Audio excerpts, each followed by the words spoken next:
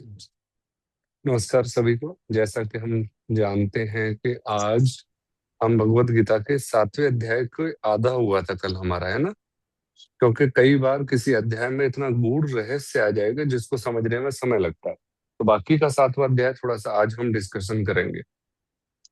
कल हमने देखा था जो कुछ भी है परमात्मा से बना हुआ है ना?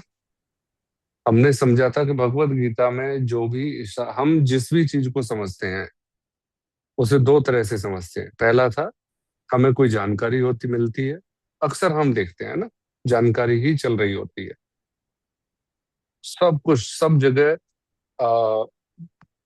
इंफॉर्मेशन ट्रांसफर ही चल रहा है। सब लोग इंफॉर्मेशन ले रहे हैं, आपने मुझसे ली, मैंने किसी से ली, मैंने किसी से इंफॉर्मेशन ली, आगे पास कर दी, यही चल रहा है। दूसरा है अनुभव, अनुभूति, रियलाइजेशन। आपने किया कुछ, उसका परिणाम कुछ निकला, तो आपके अंदर एक अलग तरह की अनुभूति हुई, है ना? आपने रिसर्च की, आपने रिसर्च करना नहीं चाहते थे, आपके करने से कोई नई चीज पैदा हो गई, और वो आपका अनुभव बन गया। तो ज्ञान की जो दृष्टि है, दृष्टिकोण है, इस संसार के दृष्टिकोण दो हैं। एक आपके अनुभव से, एक आपकी इंफॉर्मेशन से। इसको थोड़ा सा और गहरे से मानते हैं कि मेरा जीवन है ना, मैं इसे इस तरह से मान के चल रहा हूँ कि मुझे इंफॉर्मेशन मिली कि पैसे से बहुत कुछ मिल जाता है,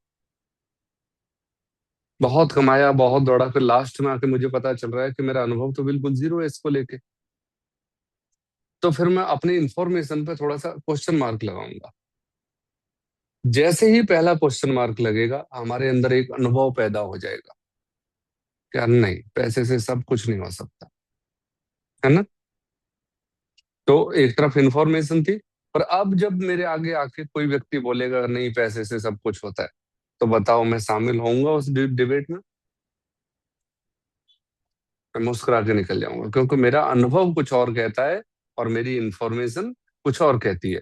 हो सकता है कि नया नया अनुभव होगा तो मैं बोलने लगूं, नहीं ऐसा नहीं होता, नहीं ऐसा नहीं होता, ये सच नहीं है। पर जितना मेरा अनुभव गहरा होगा, सीख जितनी गहरी होगी, उतनी मुस्कुराहट निकलेगी। मैं भी कहूंगा हाँ ठीक है, तेरी एज में मेरे भी यही विचार थे, है ना? चल कोशिश कर ले। क्योंकि मुझे भी किसी ने बताया होगा, तो मुझे तो ये याद ही नहीं है। मैंने सन्यासियों को देखा, पर मुझे तो कभी सन्यास अनुभव नहीं हुआ। मैंने लोगों को बीमार होते हुए देखा, पर मैंने तो कभी सेहत के लिए सचेत नहीं हुआ। सबके लिए है ये बात, सबके लिए है। हम सभी लोगों के सामने सारी घटनाएं घट रही हैं, पर क्या हमारे अनुभव बन जाती हैं वो सब? कितने मृत्युओं में हम गए हैं, कितने अपने नजदीकी लोगों की मृत्यु हमने देखी है, क्या उसके बावजूद भी हमें मृत्यु की तैयारी करने का ख्याल नहीं आता, है ना? क्या हमने इतने दिनों से नहीं देखा कि वही रोटी कपड़ा मकान की भाग दौड़ में बहुत थक चुके हैं? इस इंफॉर्मेशन को मिलने के कारण हम सदियों से या दशकों से भाग रहे हैं, पर अनुभव कभी पैदा नहीं होने दे रहे हम अपने अंदर। तब इन्होंने बोला, बोले कि फिर अर्जुन के अंदर प्रश्न चिन्ह लगा। बोले ऐसा क्यों हो रहा है फिर? क्या सदियों से मनुष्य मर रहे हैं, फिर भी लोग मृत्यु की तरफ पीठ करके खड़े हुए हैं, ध्यान ही नहीं है। तो प्रभु मुझे समझाओ तो सही, ऐसा क्यों हो रहा है? तब उन्होंने बताया इसको समझने के लिए क्या करना पड़ेगा। कल हमने समझा था, रिपीट रिवीजन करवा रहा हूं मैं। तो हमें पता चल गया कि हमारे दृष्टिकोण या हमारा समझ या हमारा जो ज्ञान है, वो दो चीजों पर आधारित है, इंफॉर्मेशन पर और अनुभव पर। अब आपसे कोई क्वेश्चन पूछे तो आपको तुरंत पता लग जाएगा। इंफॉर्मेशन के साथ क्वेश्चन पूछा गया, किसी ने बता दिया कि बहुत बड़ा ज्ञानी बनता है इससे ये सवाल पूछना, और जब आप पूछोगे तो मुझे तुरंत पता लग जाएगा कि ये सिर्फ इंफॉर्मेशन ट्रांसफर है। परंतु जब अनुभव होगा, तो आपके क्वेश्चन में ना एक गहराई होगी। आप पूछ नहीं रहे होंगे, आप अपने अनुभव को और गहरा करना चाह रहे होंगे। तो दोनों चीजों में अंतर है। हम अधिकतर हमारा जीवन सिर्फ इंफॉर्मेशन पे चला जा रहा है, सिर्फ इंफॉर्मेशन पे चला जा रहा है, और उसमें और भाग ले लिया है एआई ने। कर दिया है ना, एआई घुस गया है बीच में। तो पुराने समय में गुरु होते थे एआई बस, है ना, पर अब सॉफ्टवेयर हो गया एआई। खैर चलो, सॉफ्टवेयर हुआ है वो ज्यादा अच्छा है। अब उसमें अर्जुन का प्रश्न था कि बोले कि चलो ये मान लेते हैं इंफॉर्मेशन और अनुभव, पर कैसे सीखेंगे इसको, कंट्रोल कैसे करेंगे, या इस पर अपने अनुभव को आगे कैसे लेके आएंगे। तब भगवान श्री कृष्ण ने बताया कि इस सृष्टि का निर्माण 8 तत्वों से मिलकर हुआ है। कितने तत्वों से? 8 तत्व। कौन कौन से तत्व? पहले तो 5 तत्व ये है, मतलब जैसे भगवान है, भूमि, गगन, वायु, अग्नि, नीर, जल। और फिर 3 जो मतलब, आपने बताया ना, अहंकार, मन, मन। हम्म। बुद्धि, हाँ, तो इसको क्रम में रखते हैं, मन, बुद्धि, अहंकार, इनका। है ना। हाँ, कुछ शब्दों के लिए मैं आपको बता दूं, संस्कृत की एक विशेषता है। संस्कृत में अगर आप नहीं समझ भी पा रहे हो ना, तो आप उसके शब्दों को क्रम पूर्वक याद कर लो, ठीक है। अब अगर आप अहंकार को समझना है तो सबसे पहले मन को समझना होगा, और दूसरा बताया जाएगा कि मन को कौन कंट्रोल कर सकता है, बुद्धि। और मन और बुद्धि दोनों को कौन पार कर जाता है, ओवरटेक कर जाता है या क्रॉस कर जाता है, अहंकार। आप पहले अहंकार याद रखोगे या बुद्धि आगे पीछे। संस्कृत में बस इतनी सी आपसे हेल्प चाहिए होगी कि अगर, जैसे एक छोटा सा एग्जांपल देता हूँ संस्कृत की विशेषता का। किसी ने पूछा उपसर्ग प्रत्यय का परिभाषा दो, तो आपने कभी कभी सुना है प्रत्यय उपसर्ग? आपने हमेशा सुना होगा उपसर्ग और प्रत्यय। जो पहले लगे वो उपसर्ग, जो बाद में लगे वो प्रत्यय, क्योंकि वो बैठे ही ऐसे हैं, उपसर्ग और प्रत्यय। तो जो ऋषि मुनि हुए ना, इसलिए संस्कृत को सबसे ज्यादा साइंटिफिक लैंग्वेज बोला गया है। आपको कुछ नहीं करना है, जो शब्द जिस क्रम में आ रहे हैं उसी क्रम में याद कर लो, अर्थ अपने आप होता चला जाएगा। वो कह भी नहीं रहे कि आप इसकी व्याख्या याद करो, अर्थ याद करो। आपको बस वो श्लोक का अर्थ पढ़ लेना है, जिस क्रम में जो शब्द आ रहा है उसका अर्थ अपने आप हो जाएगा। ये बिल्कुल ऊन के स्वेटर की तरह है, एक रस्सी पकड़ो, सारा जैसे स्वेटर हाथ भगवान में। जैसे भगवान है, भूमि, गगन, वायु, अग्नि, नीर, एकदम उससे याद हाँ, हो। बिल्कुल बिल्कुल। जैसे भगवान का शब्द बना है ना, माने सबसे नजदीक क्या है, आप टिके हुए हो, है ना। भ, अ, ग, वा, न। क्लियर हो गया। सेम, इस पे ज्यादा चिंतन नहीं करेंगे, पर हाँ बिल्कुल इशारा हो गया। तो इसी क्रम को मन, बुद्धि, अहंकार, ये 3 शब्द और जोड़ लिए। मन अर्थात परमात्मा ने जब पंच तत्वों को जन्म दिया, या पंच तत्वों से हमारे शरीर का निर्माण हुआ, तो उसके साथ मन का निर्माण हो गया। तो उस पे जो पहला फूल लगा ना, वो किसका लगा, मन का। बच्चे को नहीं पता क्या अच्छा है क्या बुरा है, पर आप देखते हो ना, छोटा बच्चा अग्नि, जल, कुछ डिफरेंस नहीं कर पाता। मोमबत्ती जल रही है, बुद्धि काम नहीं कर रही उसकी, क्या काम कर रहा है, मन। अब क्लियर हो रहा है ना। इसलिए बहुत समझना है ध्यान से, कि आपको पता होते हुए भी कि ये गलत है या इस पर टेंशन लेने की जरूरत नहीं है, फिर भी टेंशन हो रही है। इसका मतलब हमारा कौन सा हिस्सा काम कर रहा है, मन का। जैसे छोटा बच्चा घर में होता है, उसे फर्क नहीं पड़ता, वो जाके लाइट पे हाथ रख देगा, गरम प्रेस पर हाथ रख देगा, तवे पर हाथ रख देगा, उससे कोई नहीं है। इसका मतलब मन पहले है, उसके बाद आती है बुद्धि। पहले इंफॉर्मेशन थी कि आग से जल जाते हैं, उसे पता ही नहीं था। फिर एक दिन उसने आग पे हाथ रख दिया, उस दिन से इंफॉर्मेशन खत्म, है ना, अनुभव शुरू। मन खत्म, बुद्धि शुरू। जब तक आपका मन है इंफॉर्मेशन रहेगी, जैसे ही बात बुद्धि तक पहुंचेगी वो अनुभव बन जाएगी, एक्सपीरियंस बन जाएगी। क्लियर हो गया। तो इसलिए मन अर्थात, आप समझिए, समझाओ, इंफॉर्मेशन। बता दिया फलानी गाड़ी बड़ी शानदार है, 2 सीटर। इंफॉर्मेशन मिली ना, देख ही नहीं, कुछ नहीं किया, पर आपने ले ली। तब बुद्धि को एहसास हुआ कि वही सीट, वही चमड़ा, वही लेदर, वही सारी चीजें। अब वो आपका अनुभव बन गया। अगली बार कोई 2 सीटर की बात करेगा तो आपको चिंता होगी या इंटरेस्ट पैदा होगा? नहीं होगा, क्योंकि जो बात बुद्धि तक पहुंच गई वो आपके अनुभव में बदल गई। और जो चीज का आपको अनुभव हो गया, वो फिर आपको दुखी नहीं करेगा, इंफॉर्मेशन परेशान करेगी। तो मन और बुद्धि, अब ध्यान से समझना, बुद्धि ने समझ लिया कि ये चीज मेरे काम की नहीं है, मन कह रहा है कि यार कर लेने में कोई बुराई नहीं है, तब आता है अहंकार डुबकी लगाएगा। अब अहंकार के ऊपर एक कहानी याद आ गई। एक तरफ मन है, एक तरफ बुद्धि है, बीच में अहंकार है। एक बार एक दो बिल्लियां थी, कहानी याद आई, उनको एक रोटी मिल गई। बस बंदर का यही काम है जो अहंकार का है, जो अहंकार का वही काम है जो बंदर का है। बस जिस तरफ हल्का सा इशारा मिलेगा, नहीं मेरा मन अगर किसी चीज को लेने का हो गया, नई ड्रेस लेने का हो गया, तो अब देखो अहंकार क्या करेगा, इसका मन का पलड़ा भारी है तो तुरंत कहेगा नए कपड़े लेने में कोई बुराई नहीं है, आदमी पैसा कमाता ही किस लिए, ताकि दुख सुख में काम आ सके, एंजॉय कर सके। देखो वो बैठ गया उधर, आपको इतने बहाने दे देगा कि आपको लगेगा कि नहीं आप तो ले ही आओ ड्रेस। फिर बुद्धि ने बोला कि "हाँ, जरूरत है तुझे"। अहंकार ने देखा नहीं, उधर गया वजन ज्यादा, पट से इधर आ जाएगा, अब आपको सलाह देगा। हमने पढ़ा है कि अब बाहर की भाग दौड़ रोक लो। बन गया, वो साधु बन गया बिल्कुल, आपके साथ खड़ा हुआ है, आपको बिल्कुल एहसास नहीं होने देगा कि मैं अहंकार हूं, आपको पूरा एहसास कराएगा कि आप सच में साधु महात्मा हैं। ड्रेस से कुछ नहीं होता है, कोई फंक्शन में आने जाने की जरूरत नहीं है। सबसे पहले नींद खराब होगी, पैसे खराब होंगे, कोई जान नहीं, कोई पहचान नहीं, सब अपनी ड्रेस दिखाने आए हैं, समझो। ऐसा है, इसका नाम है अहंकार। जिस करवट आप बैठोगे ये उसी करवट बैठा मिलेगा। अब इसको आपको डिसाइड करना है। जब कोई भी चीज बुद्धि से परे निकलने लगे, मान लीजिए मुझे गाड़ी का विचार आया और मैं उसके तिकड़म में लग गया, तो समझ जाना मन दौड़ रहा है। गाड़ी का विचार आया और पर मेरी बुद्धि ने बोला कि क्यों इन झंझटों में पड़ना है, सब कुछ बढ़िया तो है, तेरे पास गाड़ी बढ़िया चल रही है, सारे काम हो रहे हैं।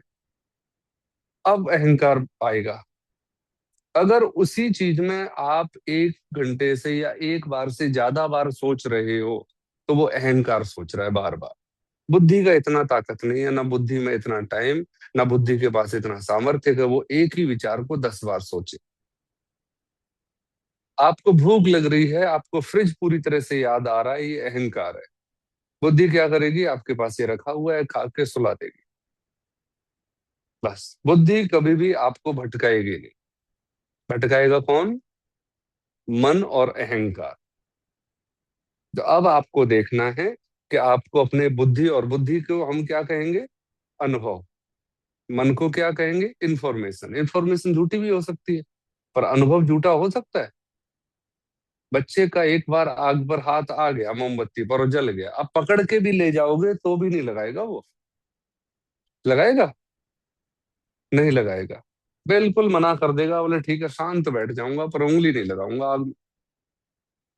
तो सेम आगे से जब भी आपके अंदर तड़पन हो, तब आपको अंदाज लगाने की कोशिश करनी है कि मुझे इंफॉर्मेशन मिली है या मुझे अनुभव से ये चीजें पैदा हो रही है। बुद्धि आपको, अनुभव आपको भोजन देगा, है ना, बुद्धि आपको भोजन देगी, और इंफॉर्मेशन आपको मेन्यू कार्ड।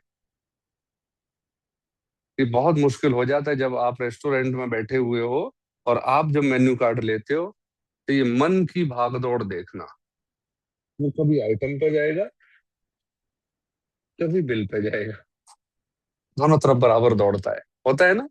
आइटम पसंद आ जाता है तो रेट नहीं पसंद आती, रेट पसंद आती है तो आइटम पसंद नहीं आता। यही होता है, ये मन का खेल है। पर बुद्धि कहेगी कि नहीं मुझे भूख लग रही है, आधे घंटे में खा के फ्री होना है, और निश्चित। तो यही भगवान श्री कृष्ण अर्जुन के साथ कर रहे हैं, उसकी इंफॉर्मेशन को मिटा के उसके अनुभव को ऊपर लेकर आ रहे हैं। 7वां अध्याय यही पूरी जर्नी है। हमें क्या करना है? अपनी जितनी भी इंफॉर्मेशन है उनको जीरो करते हुए अपने अनुभव को ऊपर लेकर आना है। अनुभव क्या कहता है, वो आपको अपने हाथ के हिसाब से अंदाज लगाना है, ठीक है ना।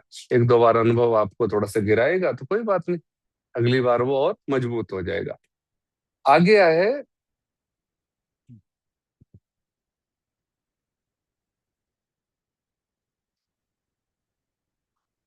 फिर पूछा है कि ये सारी सृष्टि का निर्माण मैं ही कर रहा हूं, मैं ही अपने आप को 8 तत्वों में डिवाइड कर रहा हूं, मैं ही इस सृष्टि का निर्माण कर रहा हूं उन 8 तत्वों के माध्यम से।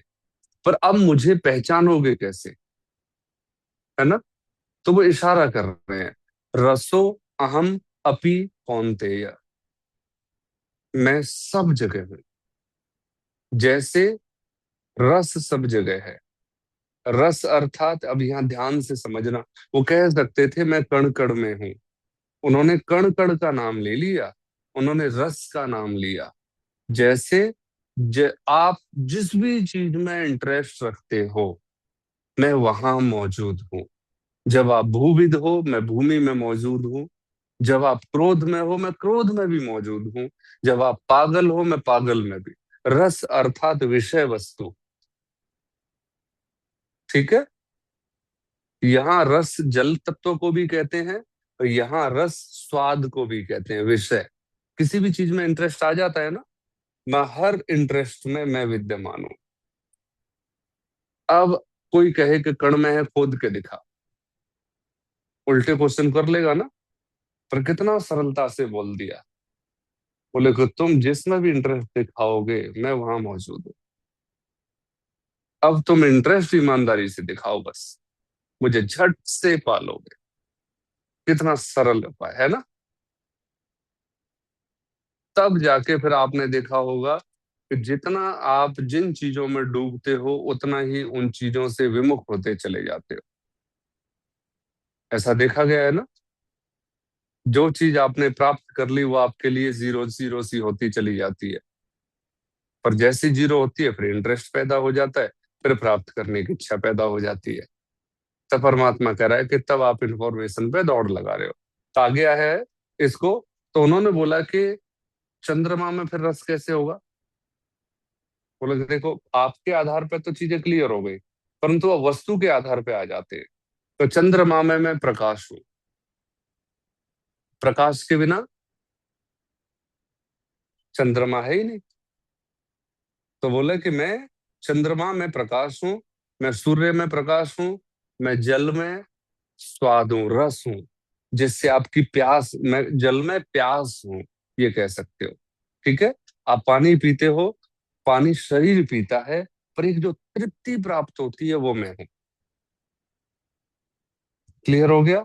तो तृप्ति हूं मैं, प्रकाश हूं मैं, वस्तु नहीं हूं। मैं जल नहीं हूं।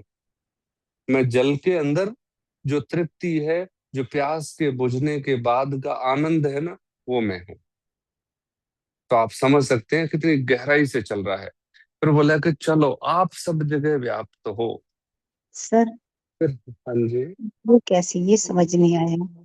आपने कहा कि जल में मैं नहीं हाँ, वो समझाने के लिए हूँ। बोला है।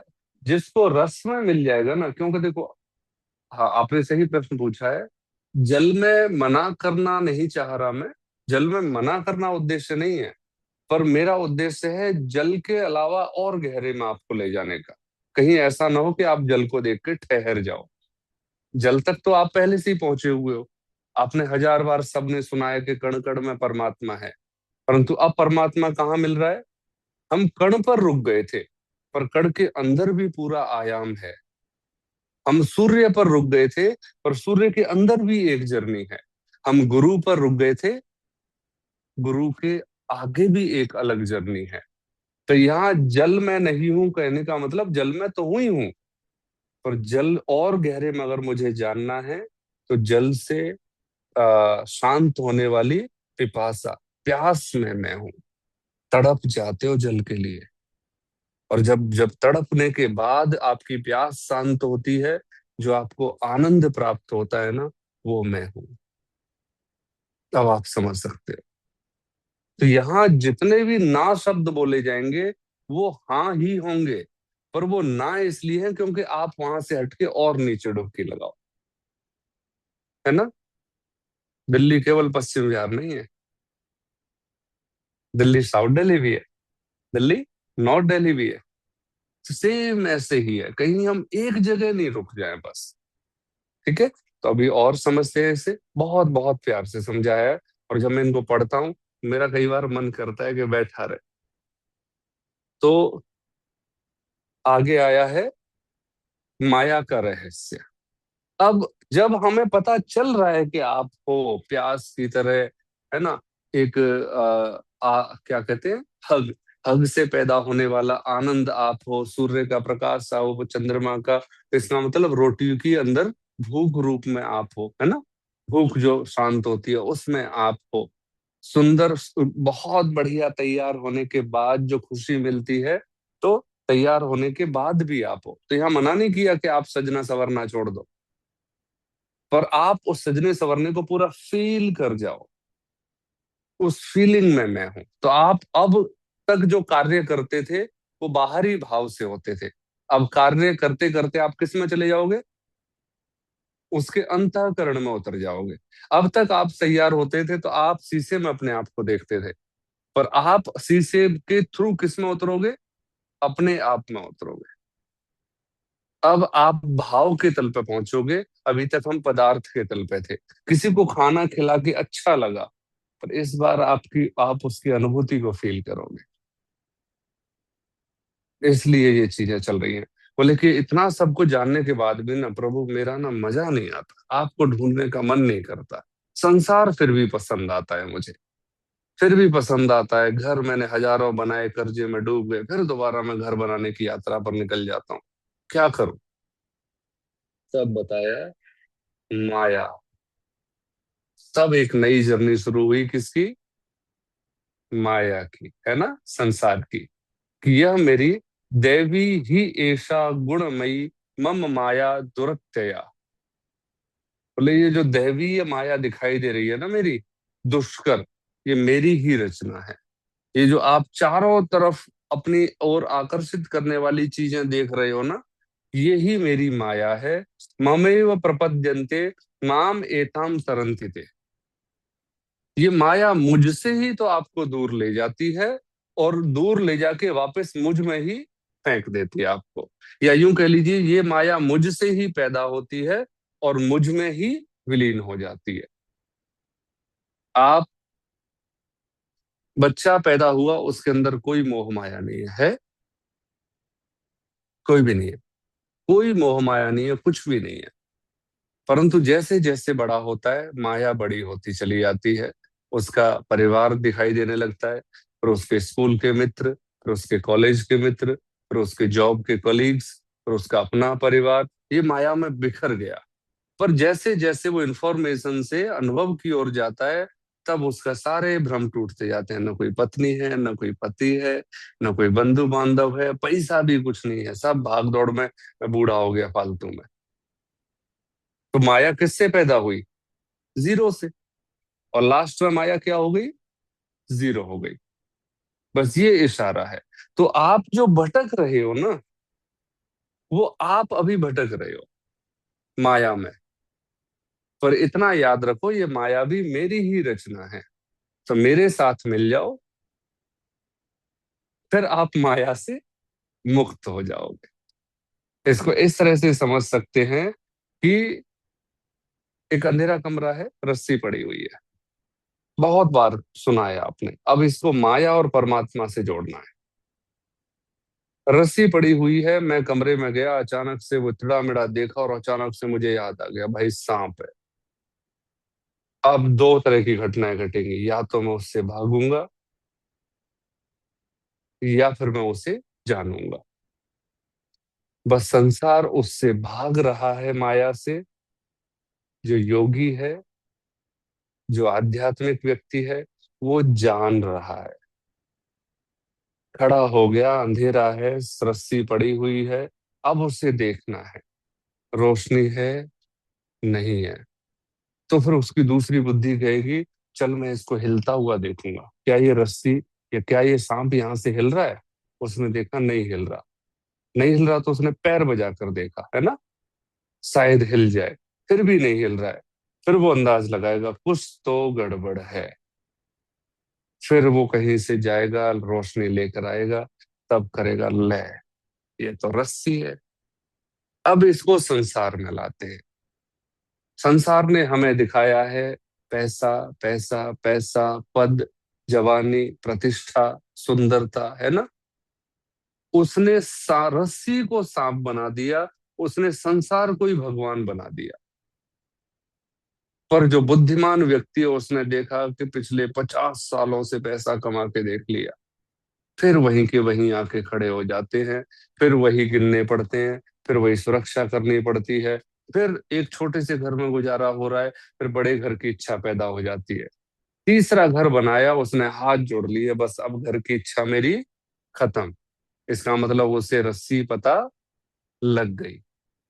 दूसरी गाड़ी पे हाथ जोड़ लिए, जैसे ही पैसा आता है वैसी ही गाड़ी पे मन चला जाता है। जैसे ही पैसा आता है वैसे ही घर, वैसी ही प्रॉपर्टी पर ध्यान चला जाता है। तब उसे समझ में आ गया, जिसे सांप समझ रहे हो ना, ये पक्का सांप तो नहीं है। फिर वो खोज करता है, तब वो रस्सी निकलती है, फिर चारों तरफ देखता है, ये तो सारे उसी दौड़ में लगे हुए हैं, सुकून तो किसी के पास है ही नहीं। तब ये जो जागरूक हो जाना, इसे माया से मुक्त होना कहते हैं, इसे कहते हैं विज्ञान। ठीक है। अब जितनी भी नई इच्छाएं हमारे मन में पैदा हो रही हैं, ये सांप बन के पैदा हो रही हैं। और आप अपने मन की इच्छाओं को देख के जब अंदाज लगाने लग जाओगे कि नहीं, ये तो व्यर्थ का विचार पैदा हो गया मेरे मन में, उसी समय उस सांप की असलियत सामने आ जाएगी, पता चलेगा ये तो रस्सी है। ठीक है। जब कभी भी हमें कोई चीज विचलित करने लगे या खुशी देने लगे, आपको विचार करना है, क्या ये सांप तो नहीं है? कहीं ये मेरा भ्रम तो नहीं है कि इससे मुझे खुशी हो रही है?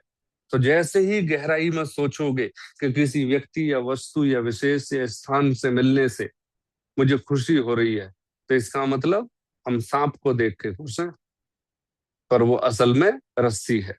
जैसे ही उस वस्तु से आपका परिचय होगा, आपकी खुशी बदल जाएगी, अब वो किसी और वस्तु में चली जाएगी। ऐसी आपकी खुशी के व्यक्ति भी बदलेंगे। कभी माता से खुशी मिलेगी, कभी माता से दुख मिलेगा। कभी वही माता आपके लिए रस्सी होगी, और कहीं कभी वही माता आपके लिए सांप होगा। तो यहाँ जो चिंतन है वो है, आप अपने से बाहर की जर्नी आपको सांप और रस्सी से तौलनी पड़ेगी। देखना पड़ेगा कि बढ़िया तरीके से बहुत अच्छे स्वादिष्ट व्यंजन बना के खा रहे हो, कहीं ऐसा तो नहीं है कि हम भ्रम में जिए चले जा रहे हैं। अच्छा भोजन के लिए हमारा जीवन है, अच्छा पहनने के लिए, अच्छा ये करने के, नो डाउट अच्छा पहनिए, पर उस भ्रम में मत रहिए। शरीर को पहनाइए, आप मत पहनिए। आपकी यात्रा है खोज करने के लिए। किसकी? जिसने ये 8 पदार्थ पैदा किए हैं, जिसने 8 पदार्थ के पैदा किए हैं, जिसने पृथ्वी बनाई, जिसने आकाश बनाया, जिसने जल बनाया, जिसने अग्नि बनाई, जिसने वायु बनाई, मुझे उसकी खोज करनी है। जिसने ये बहरंट वाला दिमाग बनाया, मुझे उसकी खोज करनी है। जिसने मेरे अंदर अहंकार बिठाया, मुझे उसकी खोज करनी है। पर वो खोज कब शुरू होगी? जब ये मानोगे कि मन बुद्धि अहंकार उसने बनाए हैं, अब मेरा मन कहना छोड़ दोगे। उसने बनाए है ना, मन किसने बनाया? उसने बनाया। पर हमें क्या लगता है? ना, मैंने बनाया या मेरा मन। अहंकार किसने बनाया? उसने बनाया। तो किसका हुआ, उसका या मेरा? बुद्धि उसने बनाई, तो किसकी हुई, उसकी या मेरी? जो चीज बनाता है वो उसकी हुई ना, तो फिर मैं नहीं यूज करता उसकी बुद्धि। अब पता लग गया हमें कि तेरा ही है सब कुछ, तो ले जा अपनी ना, निकल फटाफट से, कोई किराया नहीं मिलेगा। और मैं भी अपना दिमाग नहीं चलाऊंगी, मैं चलाऊंगा न, मैं अपने आप को करता मानूंगा। अहंकार भी अगर कबड्डी खेल रहा है तो तेरा है, तू संभाल। है ना? इसलिए जितने भी सन्यासी हुई हैं, चाहे जैन बौद्ध या हिंदू धर्म में जितने भी, या सिख में, उन्होंने सब ने लास्ट में अपनी बुद्धि, अपने अहंकार और अपने मन को समर्पित कर दिया था, वापस सरेंडर कर दिया था। तुभ्यमेव त्वदीयं वस्तु गोविंद, तुभ्यमेव समर्पया। प्रभु आपकी वस्तु है, अब आप इसे वापस ले लो, इसने बहुत दौड़ाया, बहुत उलझाया, अब इसे ले लो प्लीज, है ना। अब मैं बिना बुद्धि के, बिना मन के, बिना अहंकार के जीवन जीऊंगी, ठीक है, जैसे बाकी के सभी प्राणी जीते हैं। एक कुत्ता होता है, आपने दो रोटी दी, वो आनंद मनाएगा। आपने एक बढ़िया खुराक दे दी, थोड़ा सा चिल्लाएगा, निकल जाएगा। फिर कोई मलाल नहीं कि प्रदीप ने लठ क्यों मारा, कोई प्लानिंग नहीं कि उसने क्यों ऐसा बोला, कोई प्लानिंग नहीं, बस अगली यात्रा शुरू। फिर दूसरे दरवाजे पर किसी ने रोटी को दिखा के एक लठ और बजा दिया, उसे भी कोई बुराई नहीं, कोई शिकायत नहीं, काए बस दर्द की आवाज थी, वो शिकायत की आवाज नहीं थी। फिर निकल गया, फिर किसी ने लगातार रोटी दे दी, फिर पूछ ही चलेगा। सिंपल सा जीवन है उसका, क्योंकि न वो बुद्धि इस्तेमाल कर रहा है, न वो मन इस्तेमाल कर रहा है। वो ये थोड़ी कहता है कि आपने मुझे मिस्सी रोटी क्यों नहीं दी, वो ये कहता है कभी कि बासी रोटी क्यों दी, क्योंकि उसके मन को सरेंडर किया जा चुका है। उसे तो ये भी नहीं पता इस रोटी में नमक है या नहीं है, क्योंकि उसने बुद्धि को सरेंडर कर रखा है। वो आपने उसे मार दिया तो ये नहीं कहता कि देख लूंगा अगली बार, क्योंकि उसने अहंकार सरेंडर कर रखा है। तो अगर आप अपने मन, बुद्धि, अहंकार को समर्पित कर देते हो, तो उसी क्षण आप परमात्मा मय हो जाते हो। फिर आपके सारे सुख दुख, आपकी परेशानियां प्रकृति की हो जाती, फिर वो भेज देगा। फिर वो आपकी यात्रा का जिम्मेदार वो हो जाता है। फिर हमारी यात्रा बिल्कुल सुखद सौहार्दपूर्ण हो जाती है, सचेतन हो जाती है। जिस सुख के लिए हम चक्कर लगा रहे हैं ना कि इतना होने के बाद मेरे सुख से जीवन कट जाएगा, और फिर भी आज तक सुख नहीं आया, उससे दुगना पैसा आ चुका है, फिर भी सुख नहीं आया, तब वो इशारा करेगा कि उधर का सुख छोड़ो, मेरी शरण में आ जाओ, फिर देखना कि सारे सुख ही सुख होंगे। फिर वो अपनी प्रतिज्ञा से भी हटकर आगे के कार्य करेगा कि मैं कभी धनुष बाण नहीं उठाऊंगा। परंतु जब अर्जुन ने समर्पण कर दिया, तो कृष्ण ने बाण नहीं उठाए, पर बाकी कसर कोई नहीं छेड़े, है ना। जरूरत पड़ने पर रथ के घोड़ों के घुटने टिका दिए, ताकि जो तीर मृत मारने के लिए आ रहा है वो ऊपर से निकल सके। ऐसी फिजिक्स की घटनाएं आप बहुत सारी देखते होगे, बहुत सारी देखते होगे, है ना। बहुत सारी ऐसी फिजिक्स की घटनाएं हमारे भी जीवन में घटी है, घटी है। रह गई थी मेरी माता जी से गैस ऑन, मेरे पिताजी थोड़ा सा धूम्रपान कर लेते हैं, गैस ऑन रह गई है, वो थोड़ा सा कम कर देते हैं ना, और उसके बाद वो थोड़ी सी हवा लगी, बुझ गई। अब हमें नहीं पता, मेरी दादी बैठी हुई है, मेरे ताऊ जी बैठे हुए हैं, आराम से गैस लगभग इतनी स्मेल हो गई, बहुत ज्यादा स्मेल हो गई।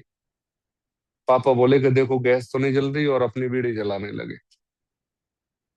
वो टूट के क्या नाम है, दिया सलाई, और जली नहीं, वो तिल्ली टूट के दूर गिरी। एक दूसरी दौड़ी, दूसरी भी टूट गई। ये घट रही है, प्रकृति की अपनी घटनाएं हैं, जिसने अब आपको चलाने के लिए सोच रखा है। जब तीसरी जलाने लगे ना, तब याद आया कि मैं उससे कह रहा हूँ कि गैस देख ले चल रही है, और मैं इस माचिस जला रहा हूँ। तीसरी बार में होश आया। तो ये जो घटनाएं पैरेलल घट रही हैं, ये आपको समर्पण करने के लिए घट रही हैं। फिर देखा कि हाँ, आज तक तो, कभी आपने सुना है, एक छोटा सा एग्जांपल, फिर त्राटक की ओर चलेंगे, तैयारी कर लीजिए, है ना, तैयारी भी शुरू कर दीजिए। कि एक बेटा बोला, पिताजी मैं थोड़ी दूर यही चौराहे तक जाके आ रहा हूँ। तो पिताजी समझ गया। लेकिन जब बेटा चौराहे तक जाने की कहे ना, तो चौराहे पे जाके आया, उसके सुट्टे का टाइम हो गया है, उसकी सिगरेट का टाइम हो गया है। उसने कहा बेटा ठीक है, कोई बात नहीं, पंखा चल ही रहा था, लिए माचिस ले, लिए मोमबत्ती जला दे।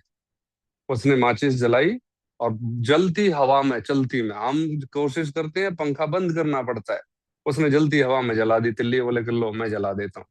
तो ऐसा कौन कर सकता है, जो मास्टर होगा।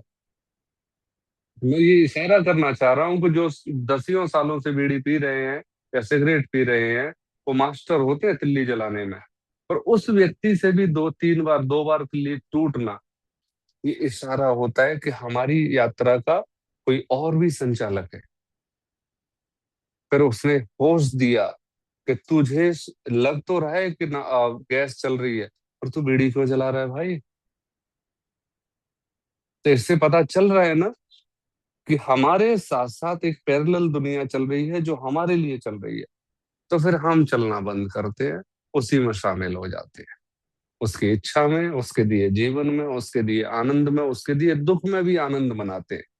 अगर उसने कोई हमारे जीवन में पंच मारने के लिए दे दिया है ना, तो उसका भी आनंद मनाते हैं। देखते हैं क्या रीजन रहा होगा। ठीक है, तो आइए नाटक की तैयारी करते हैं। प्लीज वीडियो ऑन करके कीजिएगा ताकि मुझे भी आनंद आए।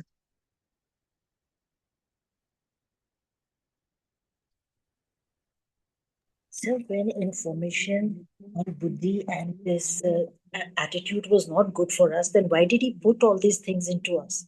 Had we been without that, we would have been in a better state. समय आने पर ये सारी चीजें, प्रश्न जैसे भी उसने किया ना कि पांचों, इसने पूछा ना कि अभी कि मेरे अंदर ये चीजें क्यों आ रही हैं, तब उन्होंने बताया कि मैंने बनाई, ये सारी चीजें बनाई मैंने है। क्योंकि शरीर के साथ जो भी चीजें पैदा होती हैं, प्रकृति का नियम है, जिस भी चीज को बनाया जाएगा उसे मिटाने की जिम्मेदारी पहले है ना। जातस्य ही ध्रुवम जन्म, ध्रुवम जन्म मृतस्य च। बोले जिसका जन्म हुआ है ना, उसकी मृत्यु निश्चित हो चुकी, और जिसकी मृत्यु हुई है उसका जन्म भी फिक्स हो गया। ये बिल्कुल एक दूसरे से बंधे हुए तार हैं। ऐसे ही जब भी हमने ये शरीर प्राप्त किया, तो ये मिलने वाले इनाम है ना। जब आप स्पिरिचुअल वे में होते हो तो आप स्वतंत्र हो, जब आप शरीर में आते हो तो आपको कुछ गिफ्ट मिलते हैं। ये वो गिफ्ट है, ताकि आप सचेत हो सको, आप जागरूक हो सको, और पूरी तरह से समझ में थोड़े समय के साथ आएगा। तो आइए चला लीजिए, रोशनी कर लीजिए बहुत प्यारी सी।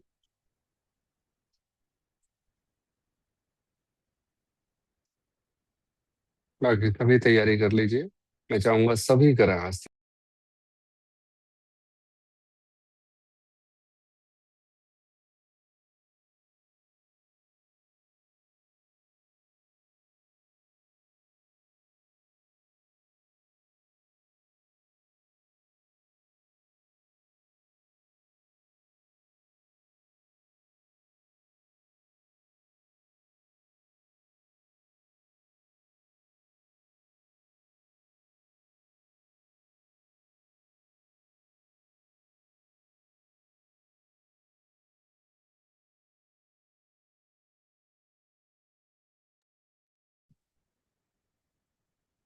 सबसे पहले अपने आप को स्थिर कर लीजिए, बिल्कुल स्थिर, बिल्कुल शांत। अब अगर आज तक की यात्रा को हम देखें, तो हमें पता चल रहा है कि आंख बंद करते ही ना, अब सच में आंख बंद होती है। पहले आंखें खुली रह जाती थी, पलकें तो झपक जाती थी, पलकें तो बंद हो जाती थी, पर आंखें पहले की तरह बाहर ही देखती रहती थी, सामने ही देखती रहती थी। पर इस बार थोड़ा अंतर है। इस बार थोड़ा हृदय को सुकून है, शरीर को थोड़ा सा आराम है, मन को थोड़ा सा संतुष्टि है, शरीर में भी हलचल बहुत कम है, चेहरे पर मुस्कुराहट ओरिजिनल है। तो ये त्राटक का असर है। तो धन्यवाद करते हुए त्राटक शुरू करेंगे। धीमे से मुस्कुराइए, गहरी सांस लेते हुए, और आंखें खोल लेंगे। त्राटक की प्रैक्टिस करेंगे लगातार।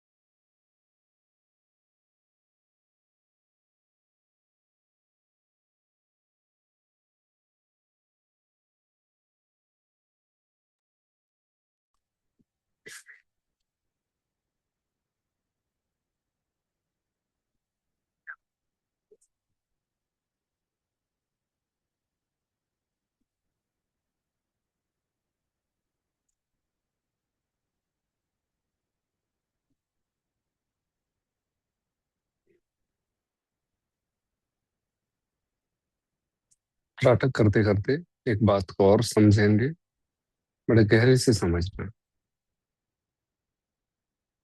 कि जैसे एक समय था सूर्य को सिर्फ नंगी आंखों से देख पाते थे, क्या टेम्परेचर है, सूर्य की सतह पर कैसी घटनाएं हैं, कुछ मालूम नहीं था। धीरे धीरे हमारी आंखों ने और यंत्र प्राप्त किए, ऐसे दूरदर्शी यंत्र बने कि अब हम सूर्य की सतह को भी देख पाते हैं, क्योंकि हमने बहुत प्रयास किए सतह को देखने के।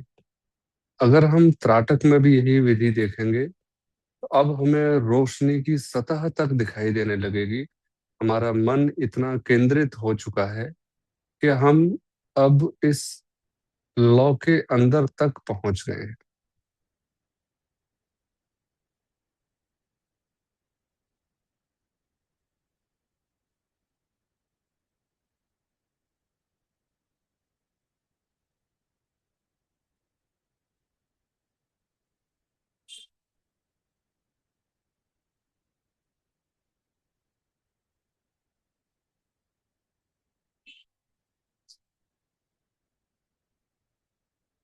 देखते रहिए, देखते रहिए।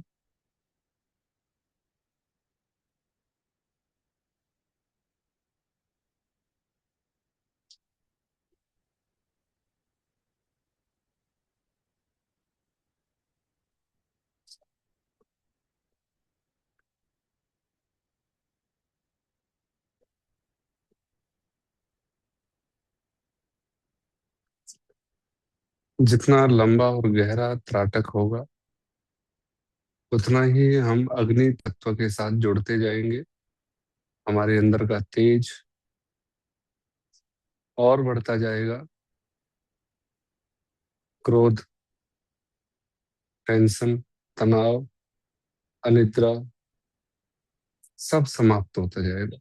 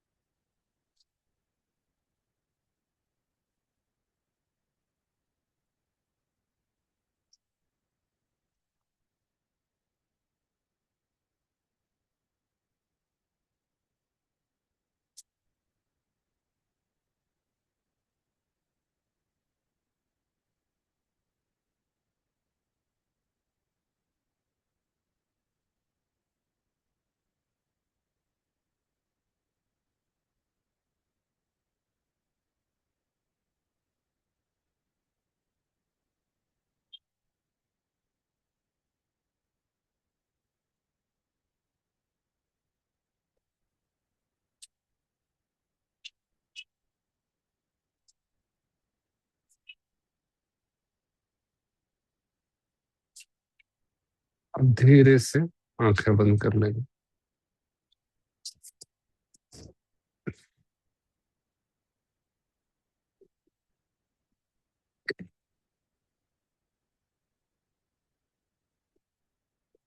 जैसे आज तक किए गए सभी त्राटकों में विचार आए थे, पर उनका ना कोई हमारे शरीर पर कोई दुष्प्रभाव नहीं था। तो इससे पता चल रहा है कि हमारे विचारों की ऊर्जा क्षीण हो रही है, और एक समय आएगा कि विचार ही क्षीण हो जाएंगे।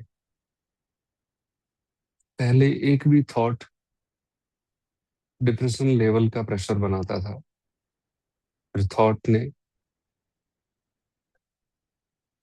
वो एनर्जी खो दी, उन थॉट से हम डिस्टर्ब होना बंद हुए, साथ ही वो थॉट्स और कम होते चले गए।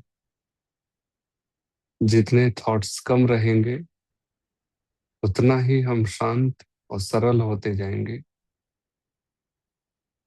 थॉट्स जितने जीरो होते जाएंगे हम उतने ही आध्यात्मिक होते जाएंगे, उतने ही शांत, उतने ही सरल, उतने ही निर्भीक। तो आनंद मनाइए कि हमें ये त्राटक जैसी विधि प्राप्त हुई, जिससे हम कुछ देर के लिए ही सही अपने आप में होते हैं, कुछ क्षण के लिए ही सही हमारे विचार ठहरते हैं, कुछ पल के लिए ही सही मैं होता हूँ। तो आप सभी का तहे दिल से आज तक मैं त्राटक के बाद आंखें खोलकर धन्यवाद करता था, और आज मैं अपने हृदय को आपसे जोड़ते हुए धन्यवाद करना चाहता हूँ। सबसे पहले परमपिता परमात्मा का धन्यवाद कि उन्होंने हमें एकत्रित होने का सौभाग्य प्रदान किया। प्रभु का धन्यवाद, उन्होंने हमें निरंतरता प्रदान की, वो बुद्धि प्रदान की जो इस बात को समझ सके,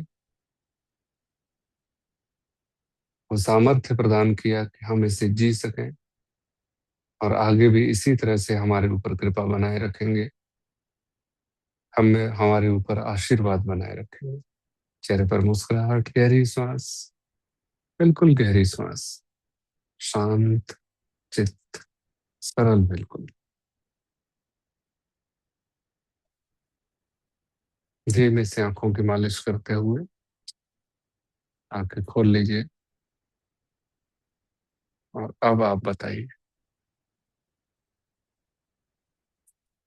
हमारे त्राटक के अनुभव।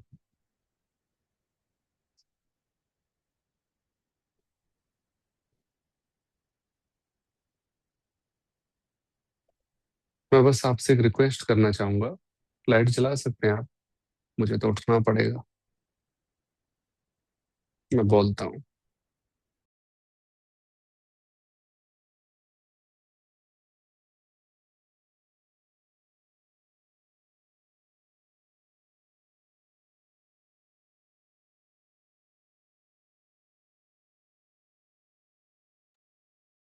बिल्कुल रिलैक्स।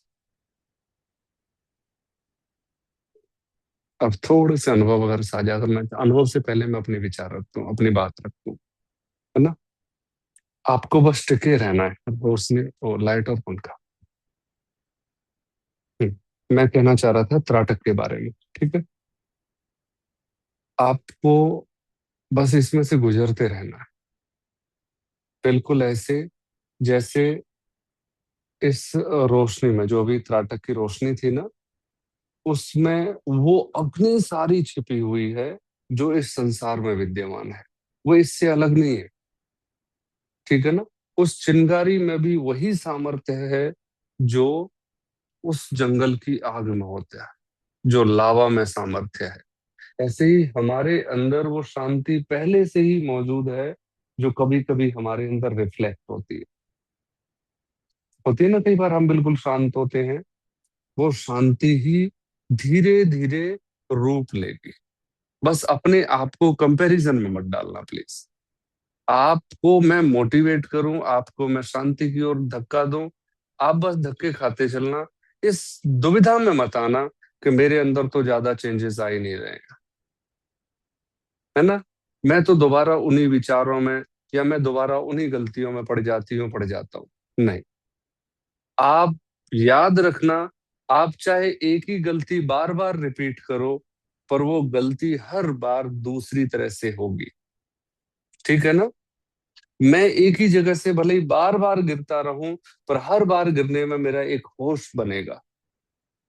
मैं कितना भी अपने आप को स्ट्रेस में डालता रहूं, पर हर बार मैं स्ट्रेस में से 2 सेकंड 10 सेकंड पहले बाहर निकलूंगा। ठीक है, हर बार मेरे गिरने में होश ज्यादा होता जाएगा, और एक समय आएगा कि मैं गिरूंगा ही नहीं। वो अलग बात है कि मैं 1 लाख बार गिरा, वो अलग बात है कि मैं 100 बार 1 लाख बार पैनिक हो जाती हूँ या हो जाता हूँ। पर याद रखना, आपको अपने आप को कंपैरिजन में नहीं डालना है कि मेरे अंदर तो सुधार नहीं आ रहा। आपको नहीं दिख रहा है, पर वो हो रहा है। समय के साथ ऐसा आएगा कि आपको बिल्कुल नहीं लगेगा कि आपने कोई प्रयास किया है, पर प्रयास हो रहा है, परिणाम आएगा ही आएगा। ठीक है, आप बस एज्यूम करके मत बैठ जाना कि मुझे तो ऐसा बनना है, आप फंस जाओगे। आप जो हो वही रहो, आप जो कर रहे हो वही करो, बस हल्का सा उसमें प्रयास रखो, भरोसा रखो। ठीक है, भरोसे वाली कोशिश ही सक्सेस होती है। मैं कोशिश करूंगी या करूंगा, किसी ने मुझे काम बताया, अब मुझे करना ही नहीं है, तब भी हम कहते हैं ना, मैं अपनी पूरी कोशिश करूंगा। पर भरोसे वाली कोशिश में अंतर होता है। तो बस मुझे आपकी भरोसे वाली कोशिश चाहिए, वो जुगाड़ वाली कोशिश नहीं। ठीक है, थैंक यू। आप सभी का तहे दिल से बहुत सारा शुक्रिया, साधुवाद, धन्यवाद। थैंक यू जी। नमस्कार सर। नमस्कार जी, इस तरह थैंक यू। में भी हमें कुछ ऐसा एक्सपेक्टेशंस रख के तो नहीं करना चाहिए ना कि ये चेंज चाहिए मुझे या वो, हाँ, ये आपके अंदर आएगा, सबके मन में आता है, ये आएगा, क्योंकि इसलिए मुझे अचानक स्टार्टिंग से बोलना। क्योंकि स्टार्टिंग से इधर नाटक करते टाइम ना, मतलब मेरे को कुछ भी नहीं माइंड में आता, कुछ भी नहीं आता। ये फर्स्ट डे से मतलब पहली ऐसी आप activity होगी है मे बी, जो मतलब आप मुझे कुछ भी नहीं आता। मैं सोचना चाहती भी हूँ, अगर आता भी है तो वो एकदम से अपने आप ही वैनिश हो जाता है ऐसे कि वो। तो आप उस वाली यात्रा में, वो जो महात्मा बुद्ध की कहानी सुनाता हूँ ना, एक लड़का गया, उसने बोला कि मैंने तो आज तो कुछ अच्छा काम किया ही नहीं। आपकी भी वही क्वेश्चन है कि मैंने तो कभी ऐसी कोशिश की ही नहीं, फिर भी मेरे थॉट्स नहीं आ रहे हैं।